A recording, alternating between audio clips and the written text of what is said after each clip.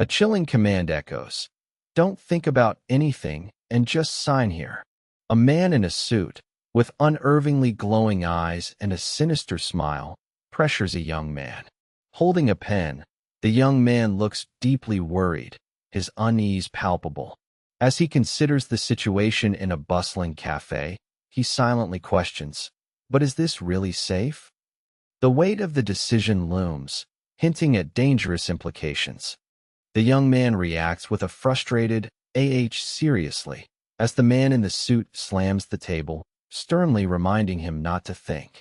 The man then attempts to reassure him, asking, "Do you think I'd scam my high school friend?" He details principal guarantee and compound interest.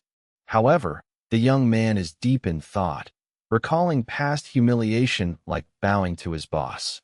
He remembers feeling furious when his father was brought up, but ultimately, there was nothing he could do. Believing the man in the suit's goodwill was genuine, the young man finally signs the document. But a sinister smile spreads across the man's face, revealing the deception. The young man realizes he signed, like a fucking idiot. Now, the story abruptly shifts, jumping forward 2 years later, present day, leaving us with a feeling of regret and a stark BLEH. The BLEH sound echoes as we're plunged into the young man's messy apartment, a scene of disarray with scattered bottles and crumpled papers. He looks utterly exhausted and unwell, leaning over a basin, uttering a frustrated shit.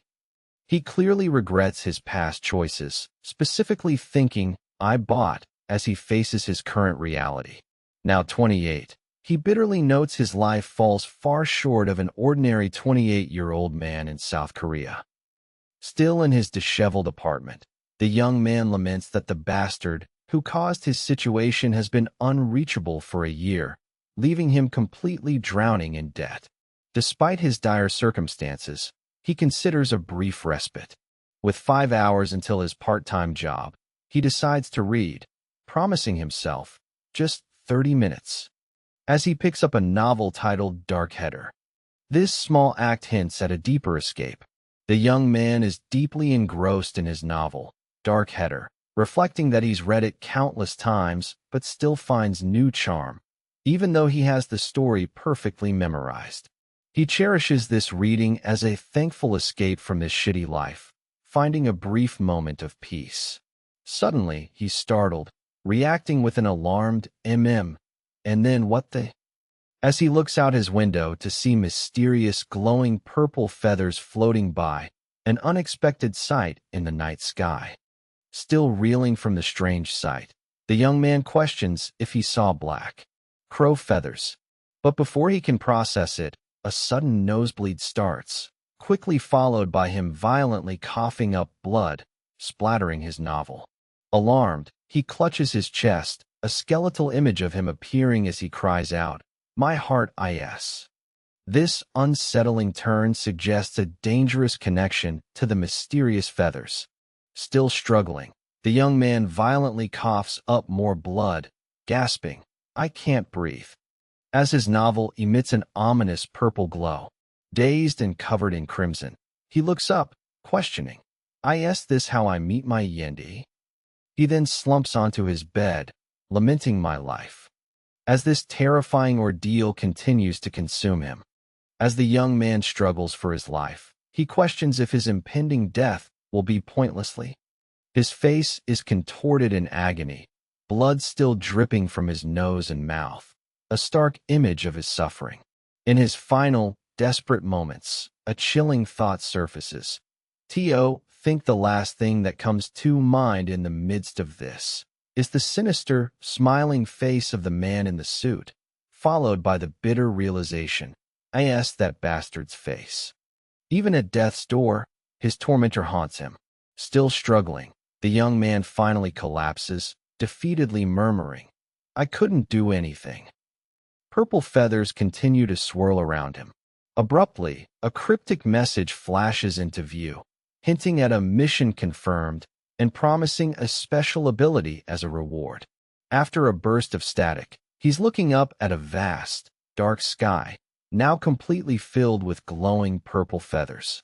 Is this the afterlife, or something entirely new? After his harrowing ordeal, the young man gasps, his eyes now glowing an intense blue, his expression stark. He finds himself disoriented and confused, asking aloud, "What was that just now? Was it a dream?" His striking blue gaze takes in his surroundings. He quickly realizes he's no longer in his familiar apartment, uttering, "Where is this?" as he finds himself in an opulent, grand, and entirely new location. Still disoriented in his opulent new surroundings, the young man stares, questioning aloud, "Where the hell am I?" A sharp sound makes his eyes widen in surprise. He then glimpses a crow perched outside, only to realize a multitude of ominous crows now fill the bare branches beyond his window. A defeated HAH escapes him as he takes in this unsettling sight. Suddenly, a monstrous crow with glowing red eyes swoops down, forcing the young man to scream, "Yawa!" in sheer terror. He desperately cries, Save me!" as the giant bird lunges, believing this must be a nightmare. As the crow's menacing beak closes in on his head, he pleads, "Please let me wake up from this horrifying ordeal." But then, a moment of eerie stillness leaves him utterly perplexed. The story keeps unfolding as the plot thickens. Still in his opulent surroundings, the young man stares at his reflection, realizing it's not his own face, but that of Prince Ran-Aberran. A voice confirms his new identity as a maid. Anna suddenly collapses nearby, crying, "I'm not feeling well." Almost immediately, the young man himself falls to the floor, clutching his head and exclaiming, "Ugh, ack my head," as a strange new reality sets in. Still disoriented, Prince Ran-Aberran tries to retreat, muttering, I'll come back later." Then, he confirms his identity as Ran-Aberran, and, clutching his head, finally realizes this opulent place is the world of his beloved novel, Dark Header. A shadowy, sinister figure from this dangerous new reality then appears, hinting at the challenges he now faces. Ran-Aberran, clutching his head, grapples with the shocking truth. He's possessed the body of the Empire's seventh prince, Ran-Aberran. Overwhelmed, his frustration boils over as he screams, "Damn it! Damn it! Damn it!" He desperately questions how this could have happened, utterly bewildered by his new reality. He laments waking up inside his beloved novel, but wonders, of all people, hinting at a deeper problem with his new identity and the challenges he now faces. Suddenly, a formal voice announces, "Your Highness." It is Sane. Ran-Aberran reacts with shock, recognizing him as Sane, the seventh prince's aide. Sane then enters with a maid, explaining he was worried Ran was skipping dinner and came personally, bringing a simple meal. He asks, "Are you feeling any better?" Ran now faces a concerned aide in this new, confusing reality. Ran-Aberran tries to stay calm, resolving internally to flawlessly pretend to be Prince Aberran. He assures Sane he's feeling better, much to Sane's relief. Sane then gives an instruction, which the maid, Anna, acknowledges. However, as Anna serves Ran-Aberran his simple meal, he can't help but notice her trembling hands. He wonders aloud, why is she trembling like that? And begins to question the meal itself. Anna's trembling hands cause her to spill the pitcher of water all over the table, startling Ran. She lets out a panicked "Ah," and her face contorts in extreme fear. Dropping to her knees, she frantically apologizes. "EK. My deepest apologies." Ran, utterly bewildered by her dramatic reaction, quietly questions, "What's up with her?" This intense fear from a simple mistake leaves Ran even more confused about his new identity. Ran, still bewildered by Anna's intense fear and profuse apologies over the spilled water, has a sudden realization. He grimly concludes, it's because Ran-Aberran is a scumbag. As if to confirm this, a sinister, red-eyed reflection of his new identity appears ominously in the puddle. The full truth then hits him.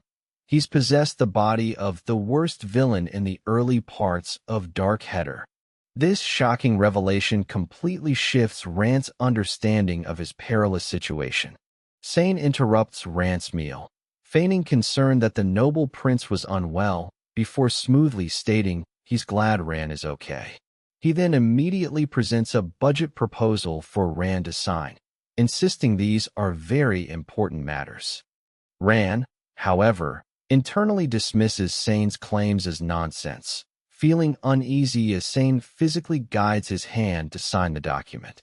Rand quickly realizes Sane's budget proposal is a fabricated document, part of a sinister scheme involving the powerful Empress. He hesitates, dropping the quill, understanding the original Prince Rand's foolishness. Sane then mocks Rand, asking if he's forgotten how to sign, intensifying the pressure. Rand perceives this as pure mockery, confirming the danger he's in. Rand inwardly grapples with Sane's demands, observing his manipulative behavior. Sane, with feigned pity, insists Rand sign, repeating the chilling command. Don't think about anything and just sign here. This phrase triggers a stark flashback for Rand, showing him as the young man being pressured by the sinister, glowing-eyed scammer from his past life. The memory highlights the profound danger Rand is now in. Rand Aberran's face contorts in a furious grunt, remembering the past. With gritted teeth and a determined expression, he silently vows, like that anymore. He won't fall for the same trap twice. Meanwhile, Sane observes Rand intently, a subtle, knowing look on his face, perhaps sensing Rand's newfound resistance. The tension builds as Rand pushes back against Sane's manipulation. Sane, surprised by Rand's newfound resistance, remarks, "It seems I've misjudged your highness." He then attempts to manipulate Rand again, asking if his meal is getting cold and promising to review it again if Rand signs first. As Sane repeats his chilling command, "Don't think anything and just sign," a loud crash echoes. Rand defiantly smashes a pocket watch, leaving Anna terrified as fragments scatter across the floor. After defiantly smashing the pocket watch, Rand Aberran calmly offers an excuse. Sorry, my hand slipped." We then learn that Sane's supposed connection to the Empress is a complete fabrication. She doesn't even know he exists. Sane, visibly stunned and enraged by Rand's actions, asks, "Why, Your Highness? What on earth are you doing?" Rand remains composed while Sane's fury becomes palpable, completely shattering his manipulative facade. Rand Aberran now shifts the blame, telling Sane, "My hand slipped because you were distracting me so much. Shouldn't you take responsibility for this?" Internally, Rand declares he refuses to live like his past self, vowing to use his novel knowledge and princely power. Sane's face contorts in a terrifying, uncontrolled rage, but Rand remains utterly composed. He simply points to the floor and states, "The carpet got dirty," completely unfazed by Sane's fury. Rand Aberran, eyes glowing ominously, sternly commands Sane to clean it up as the shattered pocket watch lays on the floor. Internally, Rand vows, "I will survive, and no matter what." The scene then shifts, delving into Rand's knowledge of the novel's powerful beings. He reveals majestic, blonde-haired figures, stating, "All things in the world exist for them," and wonders if they are literally the incarnation of gods. This introduces the world's true power hierarchy. Rand Aberran continues contemplating the Empire's powerful blonde-haired figures, seeing them as the very symbol of nobility, whose rule is a justified and beautiful thing. However, he quickly adds a cutting exception, excluding that trashy seventh prince, of course.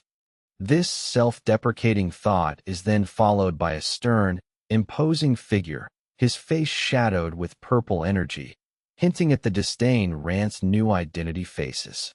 Rand Aberran continues to internally scorn his new identity, questioning, "You call that a royal? Meanwhile, Sane's inner fury boils over, calling Ran a pathetic bastard and lamenting, "Do you think I poured in all my time to be scrubbing floors?"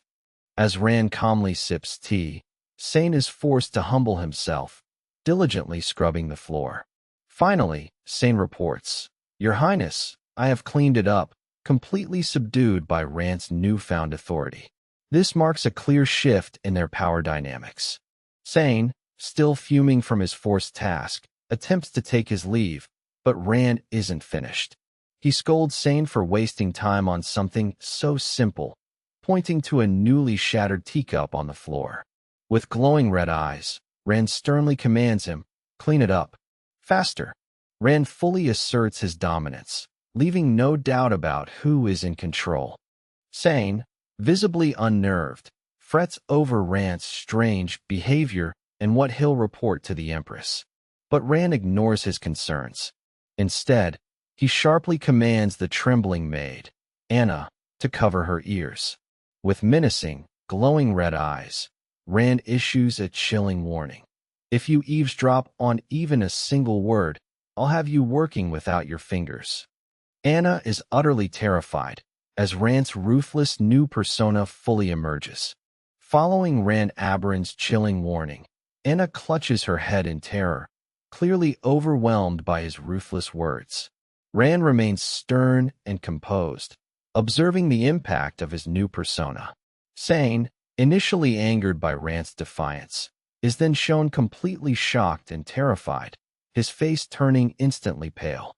It looks as if he's staring at a corpse or something, utterly unnerved by Ran's newfound authority. In the palace, the maids are abuzz with talk about Ran Aberyn.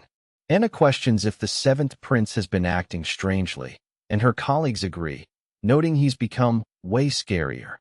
They even worry if they'll be alive next year. The maids express relief that Ran has been staying in his palace, but then Anna is suddenly reminded she's supposed to be on cleaning duty. Ran Aberyn enjoys the pleasant weather from his palace library, reflecting on his act.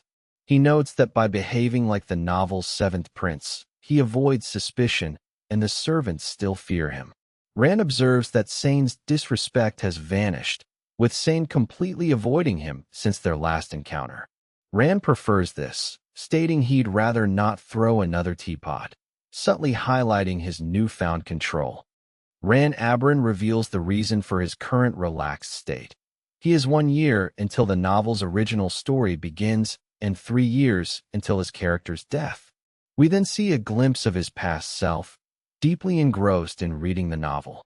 He reflects on how much he loved the story, knowing every detail. Now, as Prince Aberyn, he acknowledges the protagonist's imminent arrival, deciding to elegantly enjoy his remaining free time. Ran Aberyn was enjoying a moment of peace, admiring the pleasant weather and wishing for wings. But his calm is abruptly shattered when a teacup suddenly breaks. Ran collapses to the floor, clutching himself in distress, exclaiming, "What is this?" All of a sudden, "My body, yes." His body seems to be betraying him, hinting at a dangerous new development. Ran Aberyn continues to grapple with intense pain, clutching his body and gritting his teeth. He notes this sensation is somewhat different from back then, as his whole body feels like it's on fire. A distinct dock sound accompanies his agony, his eye widening in shock. This sudden, burning torment hints at a dangerous new development within him. Anna, on cleaning duty, enters a room and is visibly relieved Ran isn't present.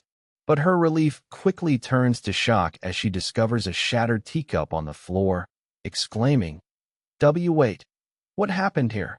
Kneeling, she picks up a piece, lamenting its immense value, stating, "If I sold this, my family could eat for a month." Suddenly, a distinct rustling sound breaks the silence, making her look around in confusion. Following the strange sounds, a menacing, red-eyed crow appears. Anna, still on cleaning duty, discovers a smaller crow near the shattered teacup. She cautiously picks it up, expressing her fear of Ran Aberyn to the bird, warning it, A very scary person lives here, you know. However, the crow's own eyes suddenly glow a sinister red, suggesting it might not be as innocent as it seems, cutting off Anna's words. Ran Aberin, now transformed into the small crow, grapples with the shocking realization. Did I change from the seventh prince into a crow? Anna, terrified of the prince's potential wrath, tries to help but fears, if His Highness catches us like this, we'll both be dead. Panicked, she desperately throws the crow out the window, urging it to fly far, far away. Ran plummets from the tower, screaming, "No, don't let go," as he falls. Plummeting from the tower, Ran Aberin panics, screaming, "I'll fall to my death." He desperately questions, "What do I need to do to survive?" Realizing he has wings, he wonders, "Do I just need to use my wings?" His red eyes glow with fierce determination as he commands himself, "Fly, fly." He refuses to die, fighting for his life. Ran is plummeting, desperately screaming, "Please," as he falls, questioning, "What is this?" The scene abruptly shifts to a title card, revealing the seventh prince is ambiguous and escapes, before transitioning to a grand exterior. We now see the palace under a surreal night sky, illuminated by 3 colorful moons. This marks a new chapter and a striking shift in setting. Ran Aberin is back in his human form, panting with relief inside the palace. He marvels at his new ability, realizing he can now transform into a crow simply by willing it. The ability to transform into a crow at will. He questions, pondering if it's a curse or linked to the crow from his arrival. This power never appeared in the novel, leaving him to wonder about its implications. Ran Aberin continues to reflect on his crow ability, realizing it was never in the novel and could be tied to Manus. A knock at the door announces the imminent evening ritual, urging Ran to prepare. Looking serious, Ran acknowledges, "Finally, the day has come." He finds himself in a grand hall, where he understands the so-called ritual is actually a crucial succession test. This puts Ran directly into the dangerous struggle for power. At the crucial succession test, Ran Aberin reflects on how different witnessing the grand event in person feels compared to reading about it. He observes the radiant blonde figures, contrasting their presence with his own position at the very end of the table. Suddenly, a pink-haired man, revealed as his younger brother, condescendingly asks if this lowly trash lost the ability to understand words now. Ran faces immediate disdain, highlighting the challenges of his new identity. Ran's pink-haired younger brother is swiftly silenced by the first princess, who scolds him for making a scene. Ran observes the seating of other royals, learning power, called manus, is tied to hair color. The whiter the hair, the stronger the manus.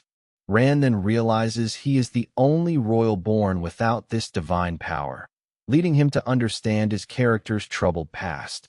Ran Aberin internally muses about the world's lore as the distinct sound of approaching footsteps, Giabeek, fills the air. The camera focuses on flowing white hair, building anticipation for a powerful figure's arrival. A formal announcement then rings out. His Majesty the Emperor is entering.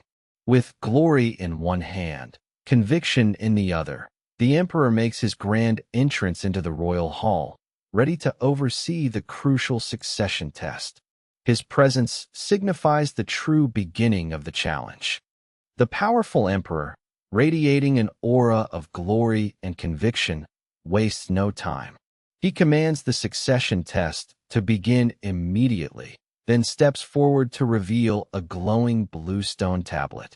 He explains it's an ancient artifact from the first emperor, Prasa. As his hand, imbued with manus, touches the tablet, a brilliant flash erupts, marking the official start of the challenging ritual. The emperor demonstrates the succession test, his hand glowing with powerful blue manus. The ancient artifact projects a massive beam of light, extending all the way to the table's edge, impressing the other royals. One prince remarks, all the way to the edge of the table, as expected of his majesty. The emperor then commands, "Those who wish to challenge, step forward," signaling the true competition is about to begin. Ran Aberon observes intently as a white-haired prince confidently steps forward. Addressing the emperor, he declares, "Your Majesty, I will attempt it." Ran knows that manus rankings, once measured, are rarely overturned. The prince then demonstrates his power, his hand glowing intensely with blue manus, showcasing the magnitude of his strength. This significant challenge has begun. As the white-haired prince channels his manus, a powerful blue aura engulfs him, emphatically declaring his place at the top of the power hierarchy and as the true next emperor. Suddenly, Ran Aberon lets out a surprised, guttural "Q" as his body visibly transforms, eyes glowing ominously. This alarming change causes his pink-haired younger brother to jump back, exclaiming, "Brother!" The ritual takes an unexpected turn, focusing all attention on Ran. Ran Aberon's transformation intensifies, his face contorted in agony as blood splatters from his mouth. He desperately calls out, "Hey, is anyone there?" Then, with urgency, he commands, "Hurry, call a doctor." A mysterious blue flame appears, followed by an explanation that royal abilities, or manus, manifest differently in each person. This suggests Ran's sudden change is a unique manifestation of power. The succession test continues as the second prince steps forward, demonstrating his command over fire manus. He projects blue energy only halfway across the table, prompting Ran to internally note his limited power. Suddenly, Ran Aberon coughs up more blood, startling his younger brother, who cries, "Be brother." Ran realizes this intense symptom wasn't supposed to happen for another 6 months, a major deviation from the novel's original plot. Ran Aberon continues to ponder the origins of his crow transformation, questioning why this unique ability manifested only after his possession. Meanwhile, a new, intimidating figure emerges, casually stating, "He's an absolute monster when it comes to brute strength." This figure then confronts a blonde-haired royal, who dismisses him as a criminal who can't even use manus. But the mysterious man coolly retorts, "If I were an assassin, you'd already be dead," clearly holding the upper hand and leaving the royal stunned. Ran Aberon explodes in a furious rant, shouting, "Damn it! God damn it!" He violently stomps his foot, then punches a mirror, watching his reflection splinter from the impact. He struggles to understand how everything changed so suddenly, lamenting, "Everything was fine just this morning." But as he clenches his fist against the broken glass, a mysterious blue energy emanates from it, leaving him utterly stunned by this new, unexpected power. The first prince of the Aberon Empire is suddenly gripped by agonizing pain, clutching himself and grunting, "URRRGH." His body feels like it's on fire as he covers his face with a dirty hand, fearing he too will transform into a crow, like those other bugs. Despite his torment, he defiantly clenches his fist, declaring himself the undisputed next emperor. This spreading phenomenon hints at a larger, dangerous shift. The first prince tries to relax, dismissing his discomfort and believing his manus will also recover if he rests. But his calm is shattered when a mysterious voice warns him, "If you want to live, you'd better lay off that hookah first." Startled, the first prince drops his pipe, demanding, "WHO's there?" as a shadowy figure emerges, revealing the source of the chilling warning. The intimidating figure immediately showcases his immense brute strength, shattering an object effortlessly. He scoffs at the blonde royal's insults, coolly revealing he easily infiltrated the next emperor's highly guarded residence. When the stunned royal demands to know how, the mysterious man casually replies he simply climbed up the wall from the outside, further asserting his incredible stealth and power. The first prince, looking haggard, confronts the mysterious figure, asking, "How is your body feeling?" and implying he should know his own body better than any physician. The mysterious figure responds with a dismissive PFFD, then bursts into a loud, mocking "Mwaha." He then coolly states, "Right? Now I get it," condescendingly adding, "You used your brain a little more than you look." The tension between them is palpable.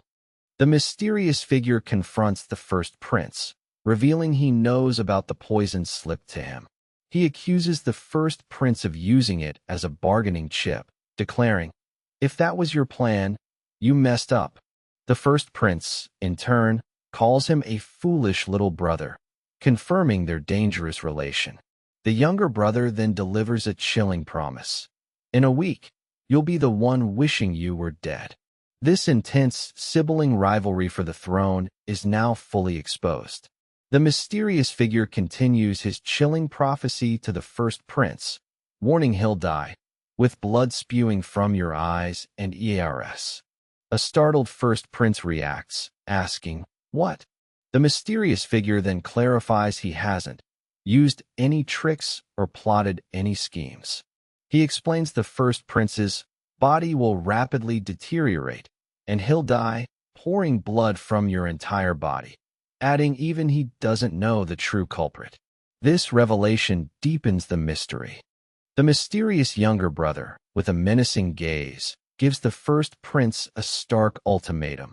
"Listening carefully to what I have to say right now is your last chance to save your life."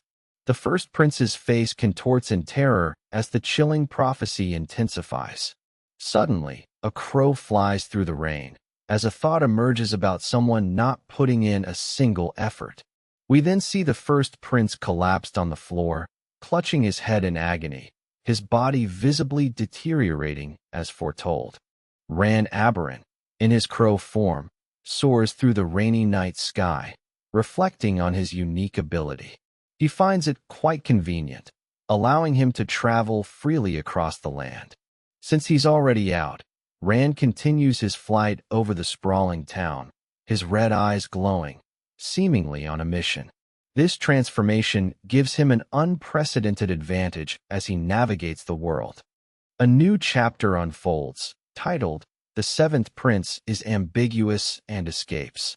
Ran Aberrant stands on a palace exterior, pondering his situation, asking, "What am I supposed to do about this?"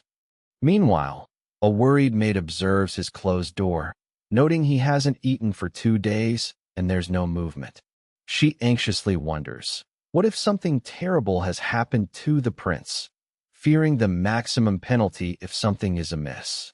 Inside the opulent palace, a maid named Anna lets out a terrified scream, "Ek," as a loud crash echoes. Sane rushes in, calling out, "Prince, Your Highness, are you all right?" He finds Anna sprawled on the floor amidst shattered porcelain. He asks, "What's with all this noise?" As Ran, now in his crow form, watches from the shadows, his transformation still a mystery. Inside the opulent palace, the maid Anna lets out a terrified scream as a crash echoes. Sane rushes in to find her sprawled amidst shattered porcelain. "You soil the floor and my shoes." Ran, in crow form, watches as Anna cries, "SSO, I just..." "Well?" Sane demands, "How do you plan to take responsibility for this?" This terrifying display escalates Ran's unease. Ran, as the crow, witnesses a maid's terror after she breaks a teacup. He coldly tells her to clean it up and stay away from his quarters.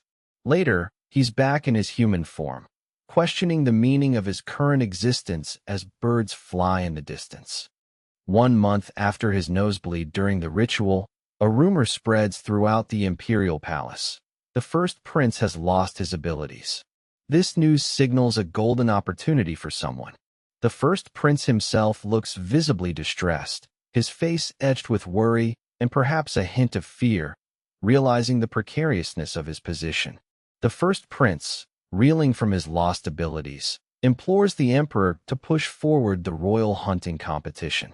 Ran, observing this deviation, wonders if these strange events are confined to the imperial city or if they're already impacting the protagonist outside. Meanwhile, a massive gathering of soldiers awaits the competition, hinting at the unfolding events within the original plot. Back in the opulent palace grounds, Ran Aberin rides a striking black horse, a stark contrast to his companion's white steed. His companion, the pink-haired prince, calls Ran's horse gloomy and accuses him of ignoring him. Ran retorts that he prefers the black horse, noting he's finally arrived, hinting at the approaching events of the novel. Arriving at the imperial forest, Ran Aberin notes the imposing Tower of the Beginning, site of the annual opening ritual. With a sinister grin, he anticipates the upcoming hunting competition, which follows the first prince's ritual.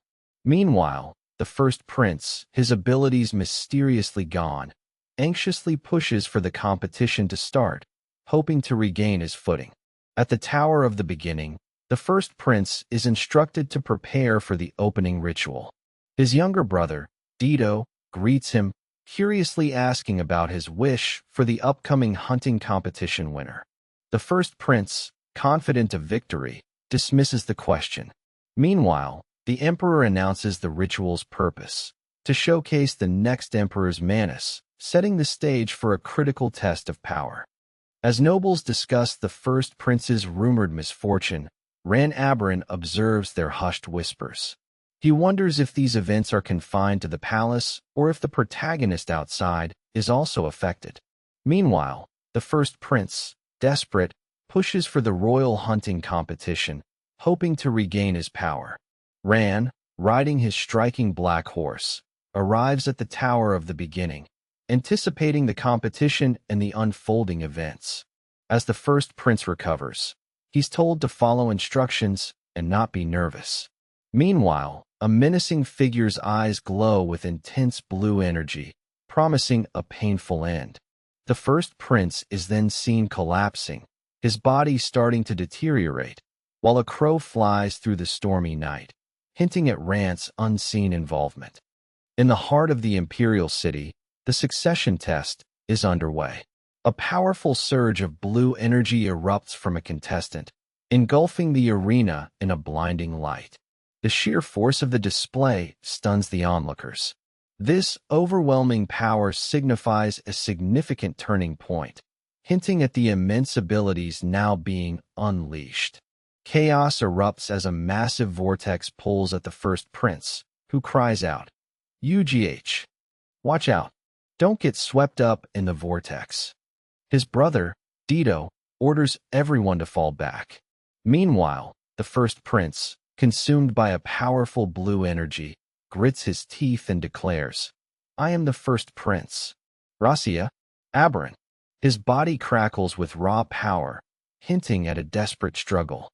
The first prince, Rasia Aberin, unleashes a torrent of blue energy, proclaiming, "The one destined to be emperor," as a massive vortex engulfs him. Dido shouts for everyone to fall back, but Rasia, crackling with power, defiantly declares his identity. Meanwhile, outside, a crowd huddles under the rain, looking utterly defeated and miserable. Amidst a downpour, a stern figure acknowledges, "So this is the manus of the royal family." Meanwhile, the first prince, Rasia Aberin, his strength waning, is urged to pour his manus into a stone. He cries out, "A stone? Are you mocking me right now?" as the ritual's true nature becomes increasingly questionable, pushing him to his limits. As the first prince grapples with his deteriorating condition, he's presented with a choice, treatment or death, by someone holding a strange stone. Meanwhile, Ran Aberin, now in human form, reveals he used an item that bought him time, an artifact from the latter half of the original story. He shrugs off using it early, hinting at his confidence and calculated moves. Ran Aberin, now in human form, is met by a subordinate who's brought him a bag. Ran, with a dismissive tone, questions the subordinate's competence, implying he's incapable of even simple tasks. He then pointedly asks if the bag was brought as instructed, hinting at a hidden agenda or a test? The subordinate, meanwhile, seems taken aback by Rand's demeanor and the rugged black horse he arrived on, noting its notoriously rough ride. The first prince, Rasia Aberin, is visibly distressed, his face etched with worry. He implores the emperor to push forward the royal hunting competition, hoping to regain his lost abilities. Meanwhile, a stern figure acknowledges the royal family's menace.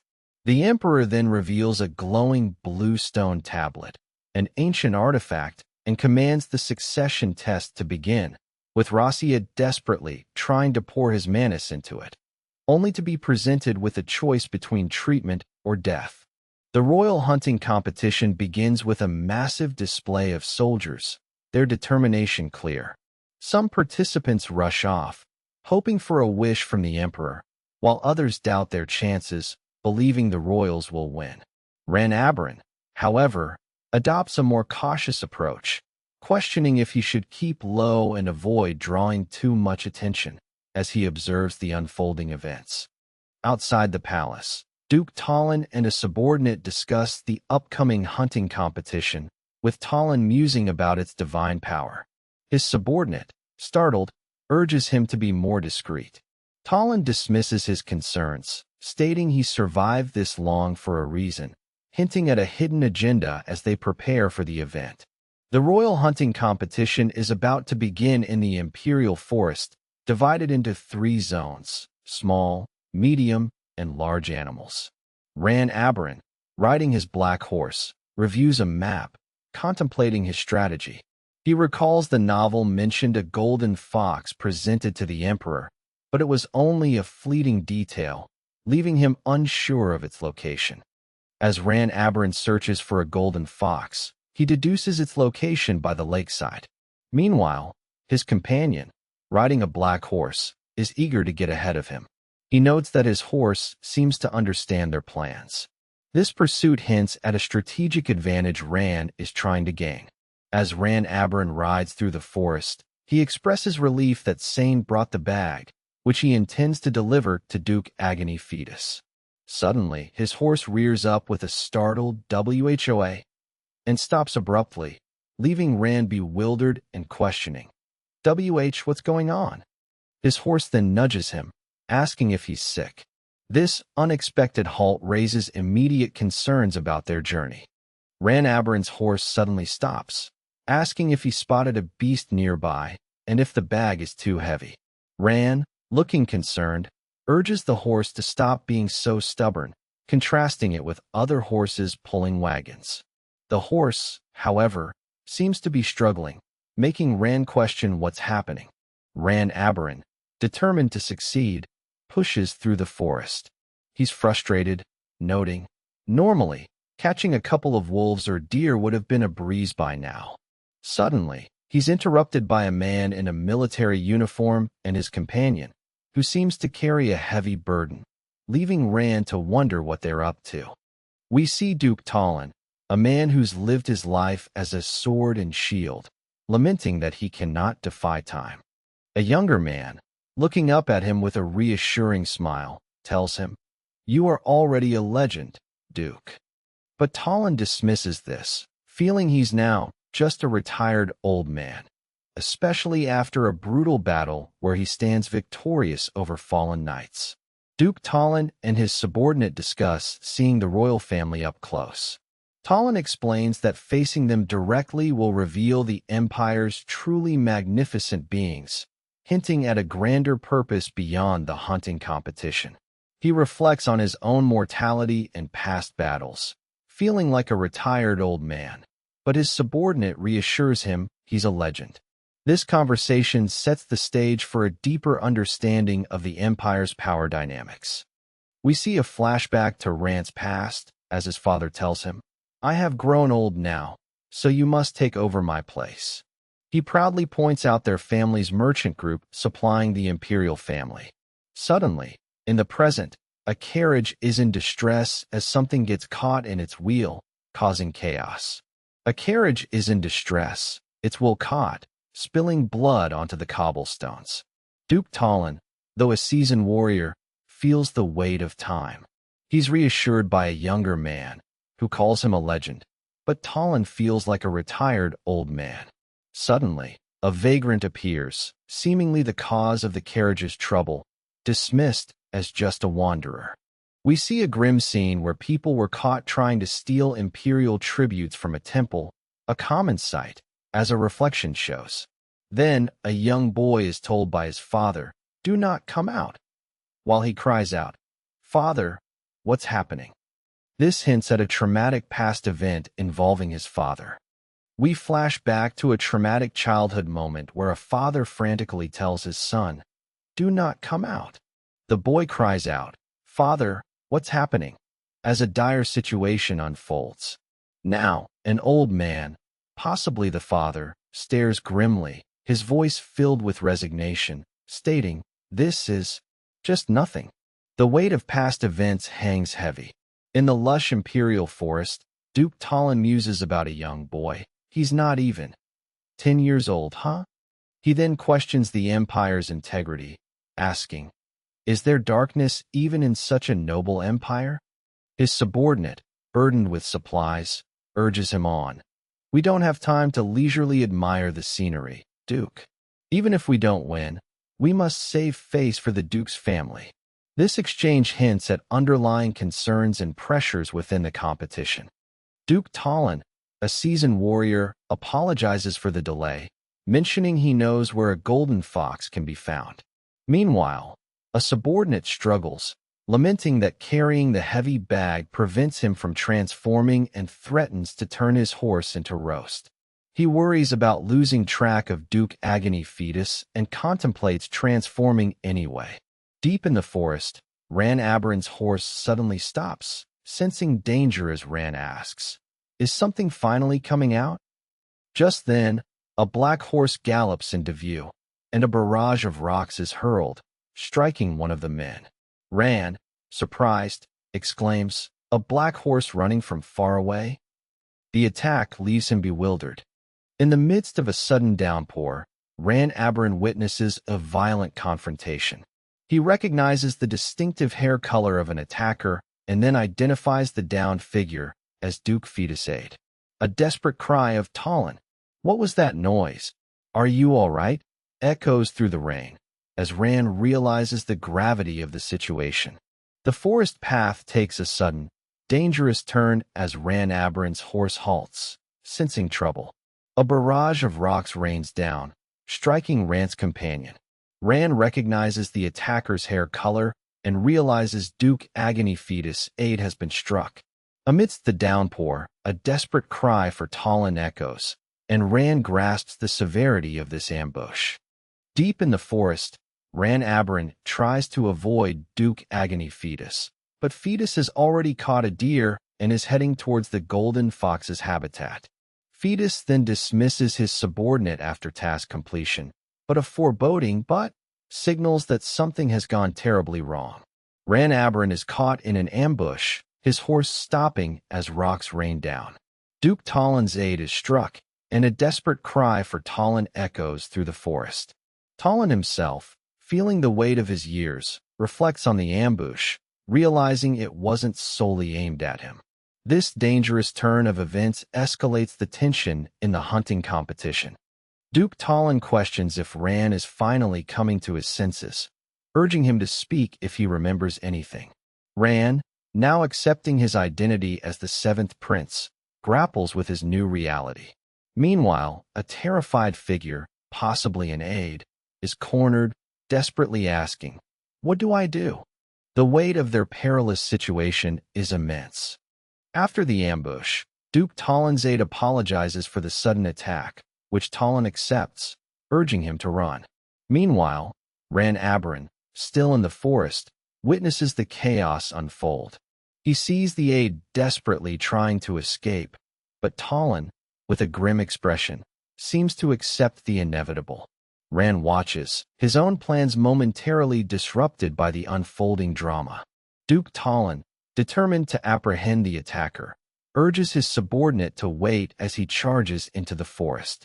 The subordinate, however, is already exhausted, struggling to keep up. Meanwhile, Ran Aberon, pushing his limits, wonders how much further he needs to run, hoping he's put enough distance between himself and the pursuit. The chase intensifies in the forest. Ran Aberin, now in his crow form, questions if he must abandon his mission to transform and escape.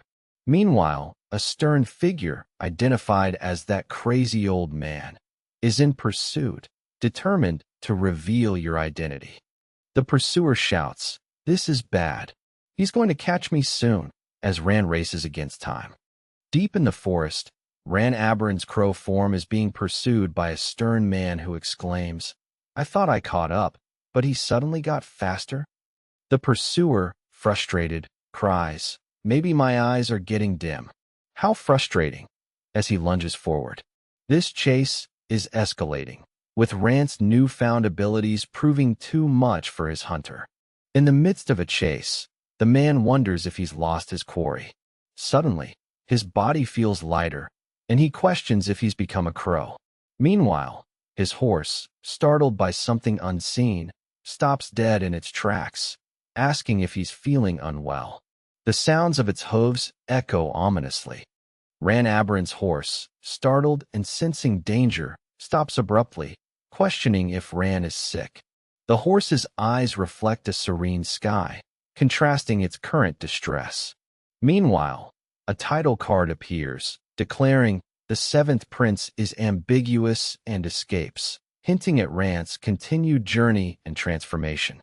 Ran Aberin, now in human form, is confronted by his brother, Dido, who asks if he really caught something.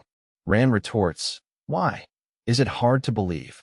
Dido then confidently declares, "The victory for this hunting competition is yours, brother. Have you decided on what wish you'll ask of the emperor?" Ran simply muses, "A wish." This exchange reveals Dido's belief in Ran's success and hints at the stakes of the competition. Amidst the forest, a sinister figure emerges, smirking, "I do have something in mind." Meanwhile, Ran Aberin collapses by a giant tree, utterly defeated and sighing, "Phew." He clutches his head in despair, groaning, "Screwed." The weight of his current predicament crushes him, leaving him feeling hopeless. In the midst of a chaotic chase, Ran collapses, groaning, "Screwed." His companions cry out in despair, admitting they lost the most important thing.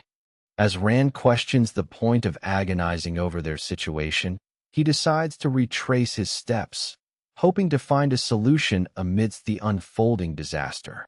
The young man, still recovering from a chase, greets Duke Talon. He admits he's dizzy but more concerned about what happened. Duke Talon expresses shame at losing their quarry, attributing it to either speed or age. He then reveals he found a dropped bag on his way back, its contents unknown. Back in the forest, Ran Aberin inspects a luxurious bag filled with stones, questioning its purpose. Suddenly, a figure rushes past, and a companion exclaims, "Ah, that bag," before Ran's horse stops abruptly. As two men in military attire appear, they immediately bow, greeting the seventh prince. Ran, disoriented, wonders what's happening. Ran Aberin, still recovering from his ordeal, encounters two men who question if a bag is his. He confirms it is, admitting he was wondering where it had disappeared to. One of the men, looking surprised, denies stealing it, claiming he simply found it by chance while walking. Ran, however, remains suspicious, asking, "Did you steal it?" Ran Aberin confronts two downed men, one of whom is bleeding. The other man explains it was a sudden accident. Suddenly, Ran's crow form emerges from a dark pile and launches an attack, knocking the men down. The scene then shifts to a shocked Ran, who, as the seventh prince, is being called out by one of the fallen men. In the forest, a man grabs the wounded Prince Ran Aberin's head, calling him an uneducated brat and asking for a sword. But Ran, with a determined glint in his eye, insists, "I can fix it myself." This defiance comes as another figure, seemingly a subordinate, stammers, "Prince, I," hinting at Ran's growing authority and the unfolding conflict. Duke Fetus, showing unwavering loyalty, vows to discipline his aide harshly, earning praise for his exemplary nature. Yet, a chilling monologue reveals his true, ruthless demeanor. He coldly states, "An imperial dog who doesn't even blink when his aide is on the verge of death," and ominously predicts, "Your son will also grow up to be a loyal dog." This stark contrast exposes Duke Fetus's cruel heart. In the shadows of the imperial city, a stern figure entrusts a crucial bag, stating, "Meeting like this is fate. It's a really important item." He emphasizes, "Even if you die, don't let it leave your body. Do you understand?" The weight of this mission hangs heavy as the fate of something vital is now in someone's hands. A grim-faced commander, burdened by a heavy pack, stands stoically. He then declares, "I will humbly obey the prince's glorious command." Meanwhile, Ran-Aberon reflects on his own past actions, admitting, "Even I think that acting was like trash." He then apologizes to Duke Talon, lamenting, "I feel sorry for Talon, but I had to plant at least this much of a seed." Finally, a defeated Talon tells his aide, "Just consider yourself incredibly fortunate that your limbs are still intact. Let's go back and rest for today." Back in the forest, a young man, clearly injured, tells Duke Talon that he remembers who threw the stone at him. He reveals it was the seventh prince. Duke Talon, looking grim, cuts him off, stating, "You don't need to say anything more." This confession seems to confirm Talon's suspicions and adds a new layer of intrigue to Rand's actions. Ran-Aberon reflects on Duke Fetus's future incident during next year's competition, noting that the death of Fetus's son within that year was the catalyst for change. To ensure the incident happens now, Rand believes a strong stimulus is needed. Meanwhile, a smug-looking man with striking blonde hair addresses his companion, referring to vagrants in the capital as bugs, and declaring he will clear them all out. Now, we see a close-up of a stern man's intense gaze, hinting at a deep-seated resolve. He's revealed to be Duke Talon, who, looking weary, tells a younger man that he's already a legend. But then, a voice declares, "You will rebel against the royal family. That is your destiny." This ominous prophecy suggests a dramatic turn of events for Duke Talon.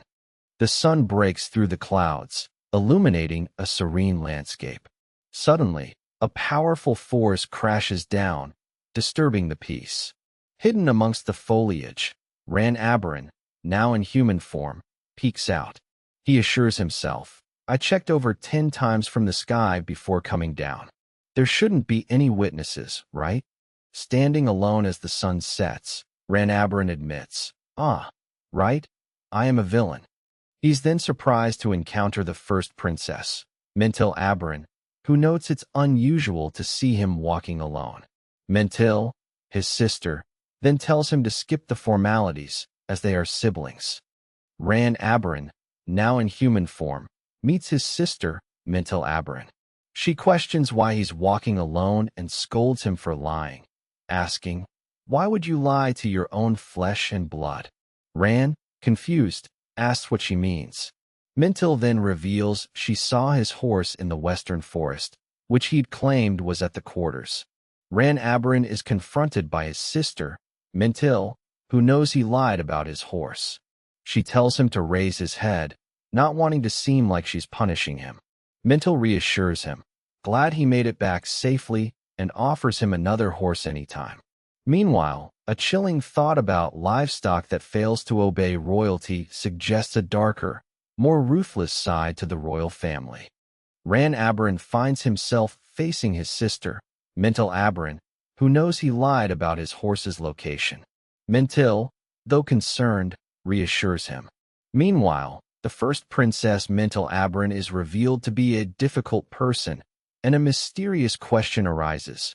Could it be that ability, as a thought, is left unfinished? Rand's companion is recovering after a rather unusual accident involving 2 rocks, needing a week of strict bed rest. Duke Talon, understanding the situation, tells his aide that his recovery is the priority, and he and Jack will handle the rest of the hunting competition. This means Rant's aide is out of commission and Talon is taking charge. Duke Talon's subordinate, recovering from injuries, assures him he'll rest. Duke Talon then declares he'll win the competition for his subordinate's dream, aiming to claim development rights to a gold mine as his wish. Meanwhile, a lone candle flickers, casting long shadows, before the first prince, Rasia Aberon, cries out in distress from his bed, his body clearly suffering. Duke Fetus receives a scroll, his aide deemed truly exemplary for his loyalty. However, Fetus's inner monologue reveals a chilling perspective. His aide is an imperial dog who doesn't even flinch when in mortal danger. He cruelly adds that the aide's son will also grow up to be a loyal dog, showcasing Fetus's twisted view of servitude. Inside the palace, a stern general, unable to sleep, decides to get some fresh air. Meanwhile, a heavy bag filled with rocks rests ominously under a dark, mountainous sky. The general's unease hints at brewing trouble, as this mysterious bag suggests a clandestine operation is underway. Under a surreal night sky with 3 moons, Duke Talon walks through a dark forest, his backpack heavy. He mutters, "There's something I really want to show you," hinting at a significant revelation. The ominous glow suggests his intentions might be more complex than they appear, setting a tense mood as he ventures deeper into the woods. We're taken back in time as an old man recounts the world's chaotic beginnings. He speaks of a divine being, Sierra the Great, who descended to bring salvation. This figure, an incarnation of a god, wielded immense power, eventually founding the unified Empire Aberon over 1,000 years ago. This sets the stage for the current imperial lineage. Duke Talon, looking weary but determined, gazes into the distance, preparing for a journey. He admits it's heavy. As he carries a large backpack filled with stones, he questions the purpose of his burden. Why am I carrying around these stones? This introspective moment hints at a deeper meaning behind his actions as he ventures forward. An ominous general questions if his loyalty is truly enough, gazing at a distant tower. Suddenly, he wonders, could this horn be? Meanwhile, a group of soldiers are shocked, asking, "I heard the sounds of beasts didn't stop all night?" They then realize the first prince has already dealt with everything. The hunting competition seems to have begun without them. The first prince of the Aberon Empire has achieved an overwhelming hunting record in a single night. He is declared the winner of the hunting competition. The emperor congratulates him and asks for his wish. This victory seems to have solidified his position, but the tension remains high. The emperor, flanked by his advisors, contemplates the fourth prince's past wish. Meanwhile, the temple of Sierra the Great is being overrun by vagrants, posing a threat. A concerned advisor mentions the need to restore the temple's aesthetics, while a grim scene shows armored soldiers standing amidst flames and fallen figures. The scene shifts to a close-up of a man with intense eyes, blood splattered around him. He grimly requests, "I humbly request the authority to cleanse them." Suddenly, a flashback shows a silhouette, and the question, "Father?" echoes. Then, a stern, grizzled man in military attire appears, his expression unreadable, hinting at a powerful and perhaps vengeful figure. We see a stern, grizzled military man, Duke Talon, gripping his sword, his expression intense as he speaks of an imperial dog. He then looks at a younger man, calling him my son, and his gaze shifts to his sword, hinting at a past he wants to pass down. Suddenly, he's surrounded by soldiers, his face etched with determination as he prepares for action. As Ran Aberon recovers from his ordeal, a stern figure calls out, "Hey you." Ran, recognizing him, stammers, "Huk? I greet His Highness the 7th Prin, ugh." The 7th Prince, Ran, then advises the injured man to move slowly. "You'll be dizzy from the blood rushing to your head." and to make sure you get a doctor to prescribe antibiotics. This interaction marks a shift in Rand's demeanor. Rand Aberin, looking sharp in his uniform, questions the urgent situation. Someone urgently shouts, "Run over there right away," as a crowd watches a man bolt. Later, a wounded individual, clearly disoriented, asks, "The closing ceremony?" You say. This suggests a critical event is happening elsewhere, and Rand is being drawn into it. The battlefield is chaotic, with soldiers clashing. Duke Fetus kneels, reflecting on his family's long service protecting the Empire.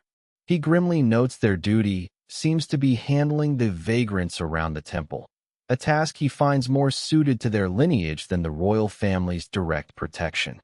Duke Agony Fetus humbly makes a request to the Emperor, who agrees, but finds Fetus's great loyalty leading him to block the will of royalty, quite comical. Meanwhile, the first prince, Rasia Aberin, unleashes a powerful surge of blue energy, asking if you thought he would show mercy. A prince interrupts Duke Talon's ceremony, threatening immediate execution for his sin. The Duke, resigned, declares he'll pay with his life. Meanwhile, a frantic cry of "Duke" signals distress as the next scene shows a group preparing for something significant, with one remarking, "It's finally starting." The stage is set for a confrontation. The hooded figure, Rand Aberin, is kneeling by a river, seemingly in distress, muttering, "What is this?" as blue energy emanates from the water. He's clearly experiencing something profound and unsettling. Meanwhile, a grand vista unfolds as a voice asks, "Can you see the execution ceremony of Agony Fetus? And can you see the menace of the royalty you will be facing?" This shifts the focus to an impending, significant event involving powerful entities. Our protagonist, the true hero of the novel Darkheader, is revealed. He's a mysterious figure, cloaked and wary, with a determined glint in his eyes as he clutches a pouch. The scene then shifts to a stark question, riddle, leaving us to wonder about this new character and his significance.